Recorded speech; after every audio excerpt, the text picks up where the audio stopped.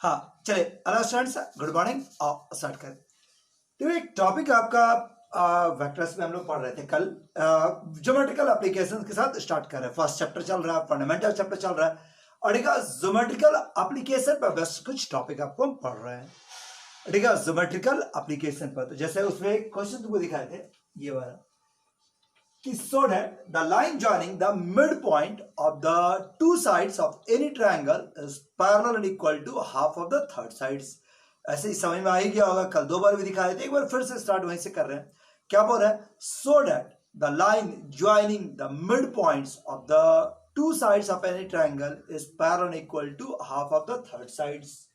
क्या बोल रहा है? कोई एक ट्रायंगल के किसी दो साइड्स के मिड पॉइंट को मिलाने वाला लाइन, किसी ट्रायंगल के दो साइड के मिड पॉइंट को मिलाने वाला लाइन वो तीसरे साइड के पैरेलल और उसका आधा होता है।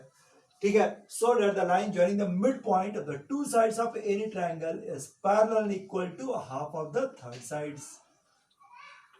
ठीक है, दिस वन देखो एक ट्रायंगल है, इसके किसी दो साइड के मिड पॉइंट को मिलाने वाला जो लाइंस होगा वो तीसरे साइड का पैरेलल और ये आधा होता है।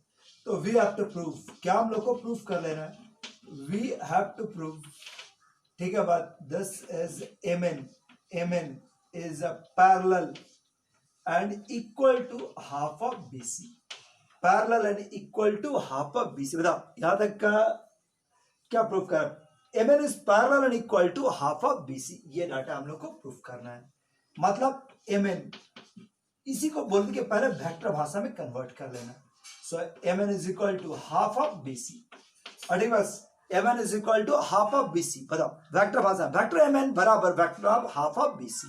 अब बोले बढ़ाने के लिए क्या होगा कि आप एक तरफ से बढ़ो, एलएचएस से बढ़ो, आरएचएस से बढ़ो, दोनों तरफ से बढ़ो, लेकिन ऐसा ट्रायंगल कि जिसमें एक ट्रायंगल इन्वॉल्व हो।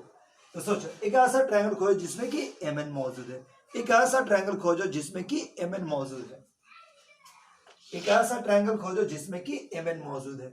तो हम लोग स्टार्ट किए, आराम दिख रहा है कि in triangle A M N, in triangle A M N, in triangle, ठीक है, in triangle A M N का अगर हम लोग बात करेंगे तो क्या हो जाएगा? In triangle A M N बराबर, सो ये वैल्यूज क्या हो जाएगा? This is M N. ठीक है, वेक्टर एम एन, ये आपका एम एन बराबर क्या होगा? एक, ठीक है, बाय ट्रायंगल लॉ का यूज करते हुए चले, बाय ट्रायंगल लॉ। ठीक है, अगर हम लोग बात करें तो एम एन बराबर vector M N is equal to, ये वैल्यूज क्या हो जाएगा? तो this is M A plus A N, M A plus A N, ये ट्रायंगल लॉ है। अब एम चूंकि मिड पॉइंट है तो एम ए बराबर क्या लिख सकते हैं? हाफ ऑफ बी ए। दिशा पर ध्यान देना, ठीक बस दिशा पर ध्यान देना, तो half of B A, half of B A N को क्या लिख सकते हैं? तो half of A C, half of A C. So half common और B A plus A C, B A plus A C, result क्या हो गया? Half of B C, half of B C. और यही आपको प्रूफ करके लाना है और इतने ही आपको प्रूफ करके लाना था कि M N is equal to half of B C. So proved. Starting समझ में आने बात, एक ट्रायंगल खोए जिसमें कि एम एन इन्वॉल्व था, उसके बाद वहां से स्टार्ट किए, ठीक है, ट्रायंगल लॉ का यूज करते हुए आगे बढ़े और उसके बाद ज्योमेट्री का जो प्रॉपर्टीज था कि एम और एन मिड पॉइंट है उसका फायदा लिए, डायरेक्शन को ध्यान रखते हुए और आगे आए तो अपने आप प्रूव्ड। चलिए नेक्स्ट, ठीक है, अगला क्वेश्चन देखो 41 नंबर क्वेश्चन। इसमें क्या बोला कि सो that the line joining the mid points of the consecutive sides of any quadrilateral is a parallelogram, so that the line joining the midpoint of the sides of any quadrilateral is a parallelogram। देखो ये कोई quadrilateral है, कोई भी तरह का quadrilateral बात कर रहे हैं, ठीक है, कोई एक क्वाड्रिलेटरल है, एनी क्वाड्रिलेटरल। अब इसके मिड पॉइंट को मिलाने वाला जो लाइंस होगा, कंजुगेटिव साइड के मिड पॉइंट्स को मिला दिया जाए, कंजुगेटिव साइड्स के मिड पॉइंट को मिला दे, ठीक बस ये आपका M, this is N, this M N P Q M N, मैंने एल एम का नाम दे दिया, this is P Q M और एन, ये जो मिड पॉइंट को मिलाया जाए तो इससे जो आकृति बनेगा वो एक पैरेललोग्राम होगा। आपको ये साबित करना है कि P Q M N is a parallelogram, P Q M N is a parallelogram. देखो ये आपका पैरेललोग्राम प्रूफ करना है, ठीक है। ये कोई भी क्वाड्रिलेटरल हो सकता है, एनी क्वाड्रिलेटरल और इसका पैरेललोग्राम प्रूफ करना। बताओ कैसे प्रूफ करें? तो याद करो ज्योमेट्री का, बताओ पैरेललोग्राम प्रूफ कैसे होता है ज्योमेट्री में, बोलो।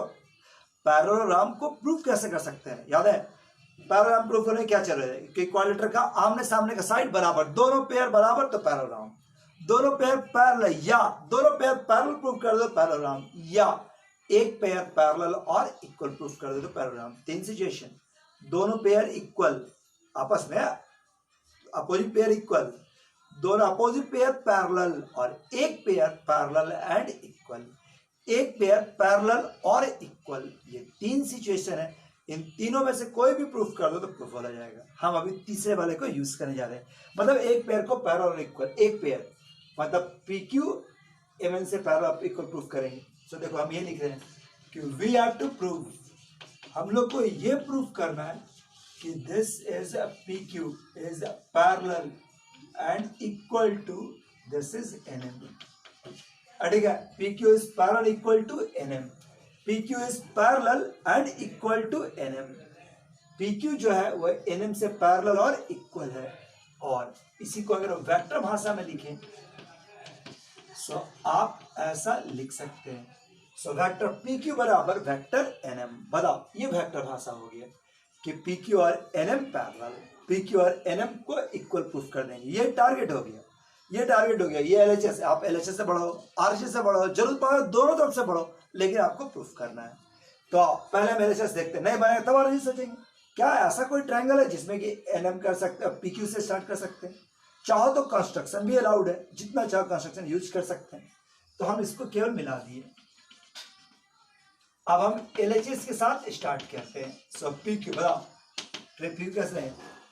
पीक्यू में इन ट्रायंगल पीबीक्यू बाई, ठीक है, पीक्यू बराबर क्या हो गया? PB plus PQ, PB plus BQ by triangle law, by triangle law, by triangle law, PB plus BQ, PB plus BQ, PB plus BQ. अब बताओ पीबी क्या है? P is the mid point, P is the mid point. So क्या सकते हैं? Half of AB, दस half of AB, BQ, BQ, BQ में क्या हो गया? Half of BC, half of BC, A B plus B C. देख लीजिए मिड पॉइंट है, मिड पॉइंट का फायदा है, डायरेक्शन पर ध्यान रखना, पी से बी की ओर जा रहा है, ठीक है। बस तो मेरा भी ए बी की ओर जाएगा, पी से ये आपका बी सी जा रहा था, सॉरी बी क्यू जा रहा था, उसको लिखे हाफ ऑफ बी सी। अगर हम दोनों को मिला कर लिखें तो A B plus B C यानी क्या हो जाएगा? 10 हाफ ऑफ ए सी। सो 10 हाफ ऑफ ए सी। सो पी क्यू का वैल्यूज हो गया half of A C. Proof तो नहीं हुआ, कोई बात नहीं, एलएचएस नहीं हुआ, आरएचएस बढ़ाते उसमें हाफ ऑफ ए सी ला देंगे। क्या आरएचएस आप ला सकते हैं?